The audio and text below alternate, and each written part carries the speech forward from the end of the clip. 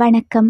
சமையல் மந்திரம் நிகழ்ச்சிக்கு உங்களை அன்போடு வரவேற்கிறேன். நம்ம மாலை நேரங்கள்ல சாப்பிட்ற ஸ்நாக்ஸ்ல தவிர்க்க முடியாத இடம் பிடிச்சிருக்கிறது மசால் வடை. இந்த மசால் வடையுடைய சுவையை பல மடங்கு கூட்ட போகிற ஒரு அற்புதமான ரகசியத்தை பத்தி தான் இன்னைக்கு நம்ம பார்க்க போறோம். மசாலா வடை அப்படின்னு சொன்னாலே மொறுமொறுப்பு முக்கியம். ஆனா மொறுமொறுப்போட சேர்த்து வடைக்கு ஒரு நிறைவான ஆரோக்கியமும் தனித்துவமான மனமும் தேவை. வழக்கமா செய்யும் கடலைப்பருப்பு வடை சில சமயம் ஒரே மாதிரி சுவையோட இருக்கிறதா நமக்கு தோணும். வடையுடைய சுவையை அதிகப்படுத்தி அதை ஆரோக்கியமானதாவும் மாத்திர பொருள் என்னன்னா அது கீரை. ஆமா, கீரையை சேர்ப்பதுதான் அந்த ரகசியம். எப்படி கீரைய வடையில சேர்க்கணும்னு பார்க்கலாமா? நீங்க வழக்கம் போல மசால் வடைக்கு தேவையான கடலைப்பருப்பு, வெங்காயம், மற்ற எல்லா பொருட்களையும் தயார் செஞ்சு வடை மாவுல பிசைஞ்சு வச்சிருப்பீங்க.